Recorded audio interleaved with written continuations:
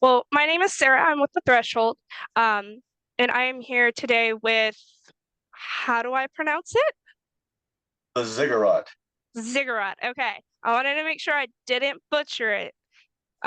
So left to right, just introduce uh who you are and what you do in the band.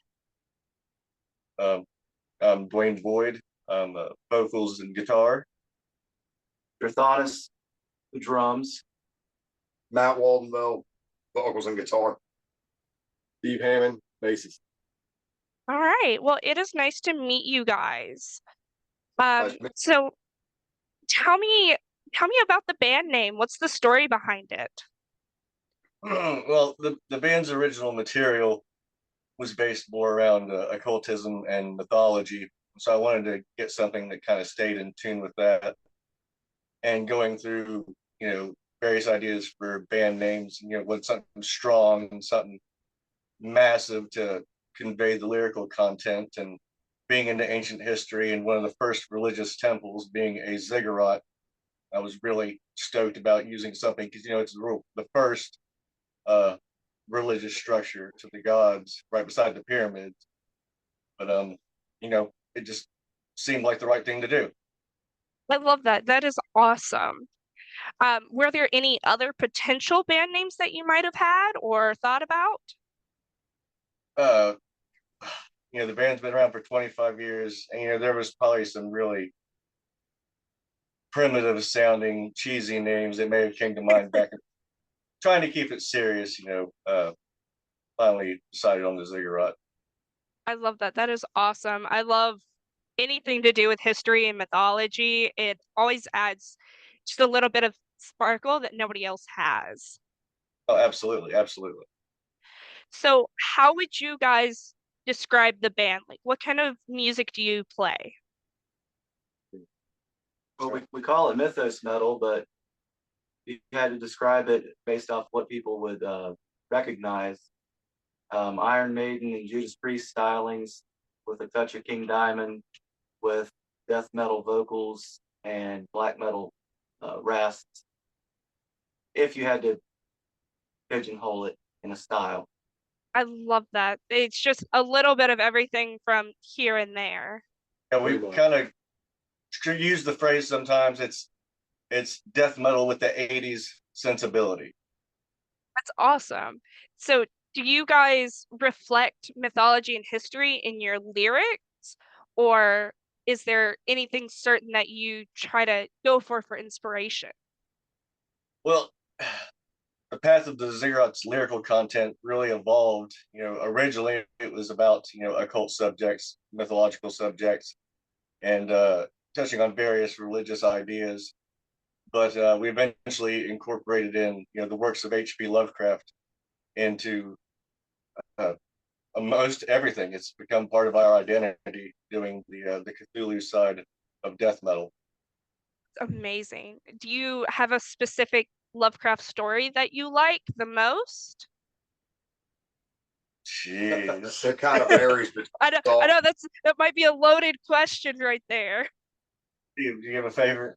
uh probably Bridge of the Witch House. Matt? I've always been a hard toss up between Green Quest Unknown Kadath and the Mountains of Madness. Oh, I have about 5 or 6, but I really like Wing Death. yeah. That's For aw- me, it was the story, The Thing in the Moonlight. It's one of the shortest, but it packed a powerful punch. It does. I actually remember reading that one not too long ago. Um, so how long have you been playing music for? 20 years? 25 years. This is our 25th year. 25. Yep.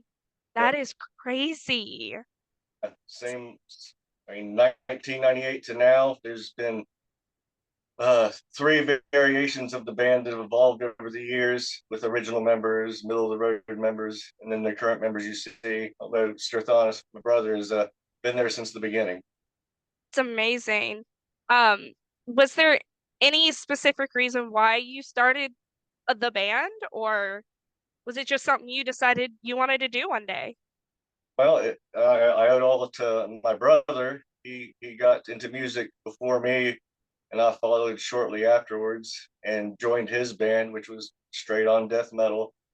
And It's in the high school days. yeah, like since early '90s, and once I graduated high school in '97, started to work on my own stuff. Of course, I stuck with heavy metal and death metal and just chugged right along. He asked if Awesome. I wanted to play the drums, and I said sure. So we ordered a kit and basically started jamming as soon as it got there, like the next week. It's crazy.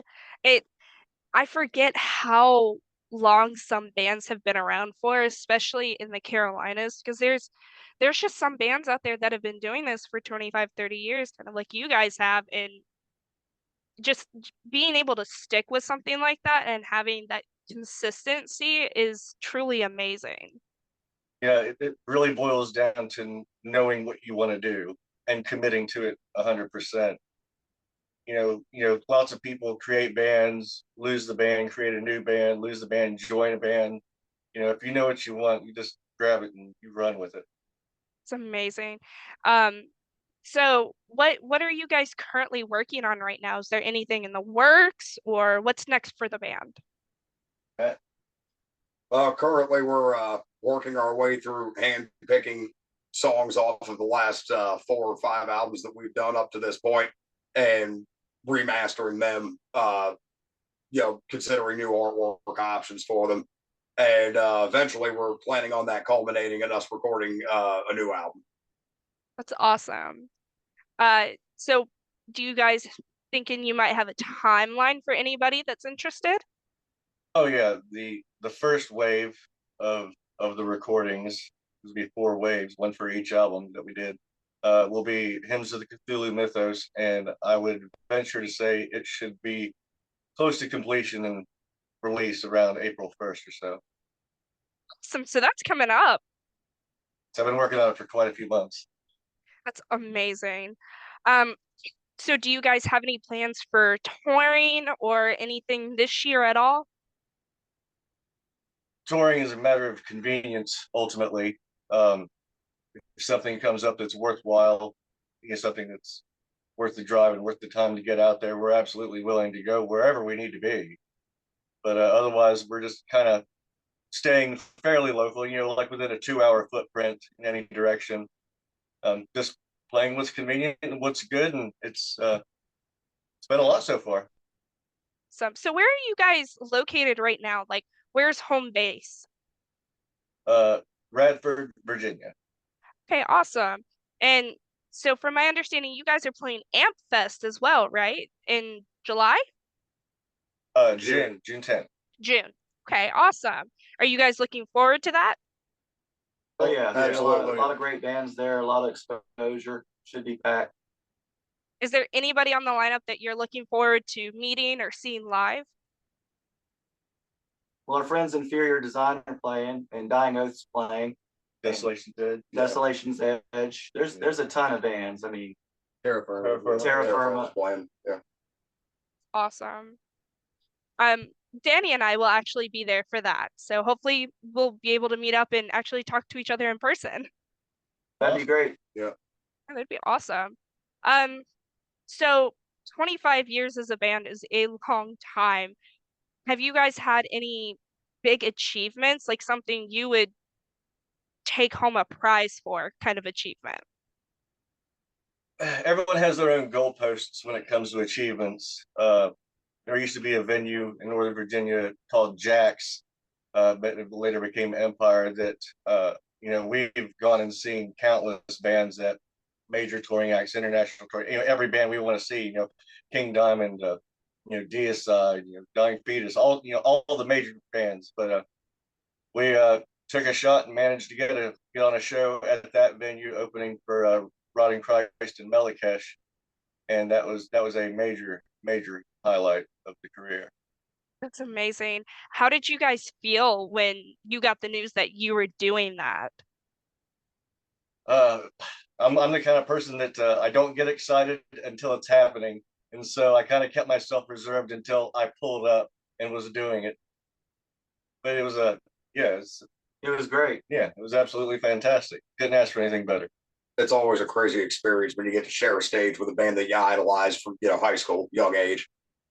Yeah, so many bands have had these moments here lately in the last couple of years that it's crazy what you can become if you really put your head to it and do the work. Oh yeah, absolutely. You have to push yourself and push yourself to get things done.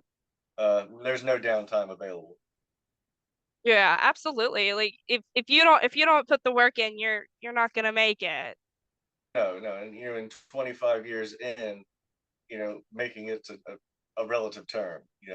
We've done Mhm. a lot, we've seen a lot, we've met a lot of people, we've been a lot of places. There's always room to grow, and we're just grateful that we've got to do everything we have. And made a lot of friends and fans along the way. They're part of the main reason that keeps us going. Absolutely. So speaking of seeing a lot of people and going a lot of places, do you have any crazy stories? Has something absolutely mind-boggling just happened while you were out? Oh Lord, I mean, I mean, there's Start combing and pick one. yeah, endless bar fights. There's Yeah, always there's been that. bar fights, crushing hangovers. lots of those. Yeah, no, Handful of nothing how really. we survived that moment. Yeah, I mean, we've had some crazy shows where things have not gone to par, where you've shown up and it started to snow 6 inches before you did, and so no one was there, and you were there playing for yourself. Oh The my land, gosh.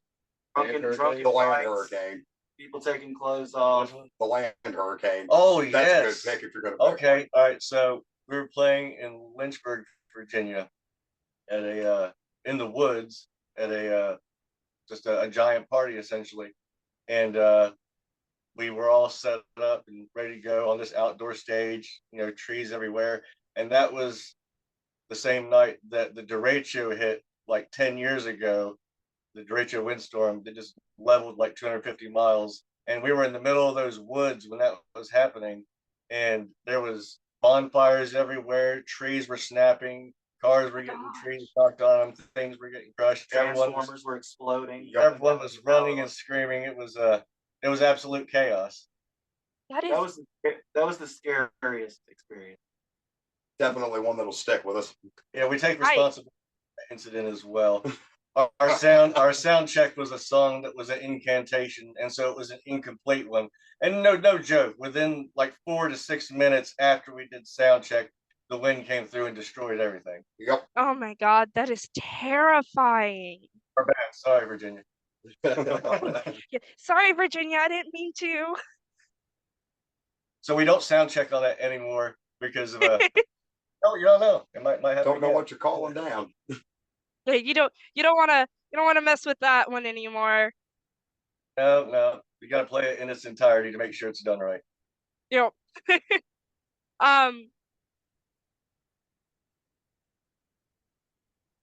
oh, all right. So, do you guys have any like merch, any physical CDs or anything that you guys have available for fans to pick up? Right now, we have a T-shirt that's available at our shows and on Bandcamp that people can go get. Right now, we don't have any physical, copies of the music on hand. We give out some small burn CDs. Still keeping it old school. But Yeah. shirts, and you got to come see us. I mean, of course, we're on Spotify and Bandcamp and other things as well. So You can download the music to our Bandcamp. yeah. Great, awesome. And what platform are you guys on and most active on that fans can reach out and see what shows you're playing and what's going on? Pretty much Facebook, Instagram, Spotify, and Bandcamp. All right. So we only have a couple minutes left. Do you want to stick with more serious questions, or do you want to do a couple comically pulled questions from other fans out there? Surprise us. Mix it up. All right. So one question, and this is my favorite one to ask. If you had to fight your grandma or grandpa with a mackerel, which is a fish, who would you choose and why? I want Steve to answer this one. I never knew my grandpa, so I guess I go for him. Take the mystery. Yeah, yeah. Mystery character, might as well. No specific reason, just why not? Yeah. It's a very creative question, by the way. It's one of my favorite ones to ask. Definitely out of left field. All right, so if animals could talk, which one do you think would be the rudest animal? Yeah. Any of the ones that throw their shit at you. Yeah. So humans. Or a cat. Cats are pretty rude. Yeah, they are. Yeah, they don't give a shit. Yeah, it's true. So some of them are really mean. Yeah. They think they're better than you. Yeah, absolutely. All right, how about a couple serious questions? I gotcha. All right. Let's see. So, oh, I keep freezing. All right, can you guys still hear me? Yeah. Okay, awesome. I'm so sorry I keep freezing on my end and I don't know what's going on. Still good over here. All right. So, personally, is there a person in your life, whether it be a musician, artist, or a family member, that has really influenced who you are today as an artist? My brother.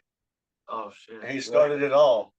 And he did. He was first on the track, and I followed behind. And if it wasn't been for his interest, I probably would have never done it. Yeah, I was gonna say you two have had the heaviest impact on what or how I do what I do now.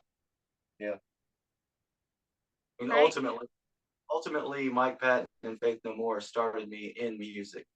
Yeah. Just seeing the video for Epic as a young teenager, I literally started saving up lawnmower money and bought my first guitar that summer. That's amazing. All right, and final question. Is there a song or album that you guys put out and that you really doubted what fans would think or how you felt about it? Rephrase that one more time. I'm sorry. Is there a song or album that you guys put out there that you doubted how the response would be from fans? And if you doubted, you know, did you doubt how it would go? Did you not like it?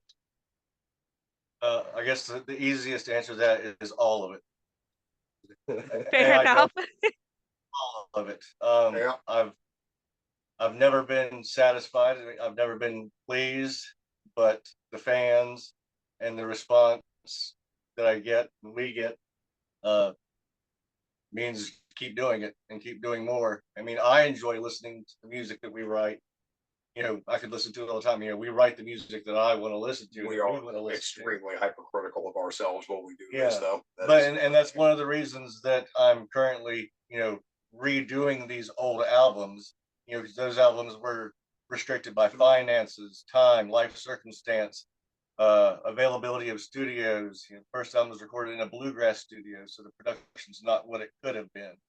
You know, other albums were learning experiences on doing it yourself and going other places. So, you know, the music, the material has always stood, you know, for what it is, and it's always been solid material. But everyone seems to love the recordings, and so I just let it slide. But for my own, you know, mental well-being, and it being the 25-year anniversary, you know, remastering these songs with the way technology is now, you know, everything's at your fingertips. Re-recording them and with a updated production. And a lot of the songs that didn't really get to see the light of day, you know, like the deeper cuts, just giving them the attention they deserve. That's awesome. All right. Well, that is all the time that we have for today, guys. Is there anything you want to say before we sign off? We're seeing you at Ampfest. Absolutely. I'm excited. Come out to the show. Support the local scene in your area. All right. Thank you guys so much for spending time with me in the Threshold today. It has been great talking to you. Absolutely. Thank you. Thank you. Thank you.